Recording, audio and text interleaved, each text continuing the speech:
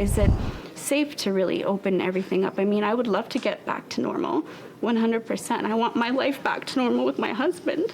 Rika Johnson is in tears at the thought of a return to normal. That means having her husband, Jeremy, home.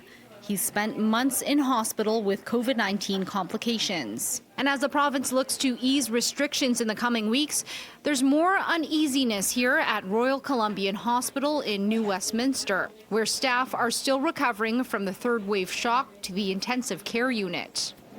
Weeks since the symptoms started, he started to get a fever, body chills. His cough got progressively worse. 44-year-old Jeremy Johnson has been in hospital since April 21st when he was admitted with COVID-19. But the common symptoms were just the beginning. He was eventually cleared of the virus but suffered complications such as kidney failure and pneumonia that landed him in ICU. He's one of many patients admitted during the third wave. Doctors here say it was the worst wave yet, with younger and sicker patients.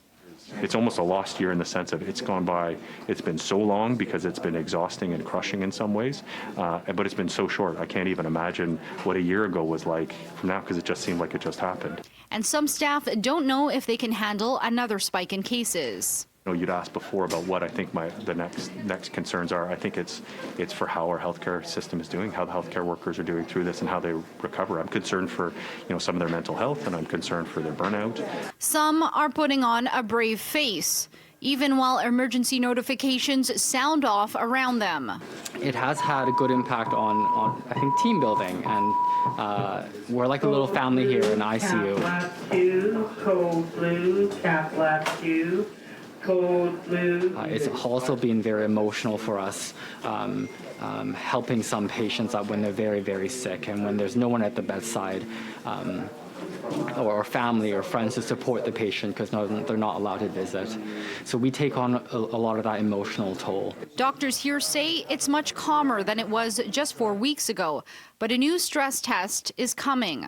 As we put off surgery, people truly are suffering, right? So we really have to pivot back in and catch back up on our surgeries, but folks are tired, right? And, I can tell you that this has been, it's been challenging for everybody.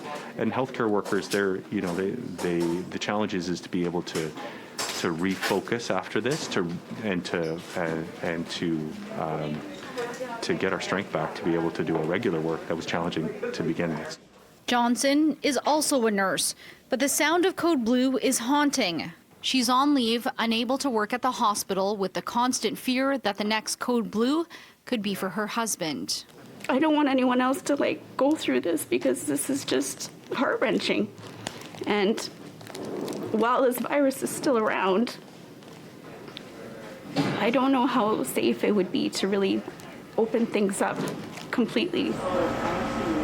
Crystal Laderas, City News.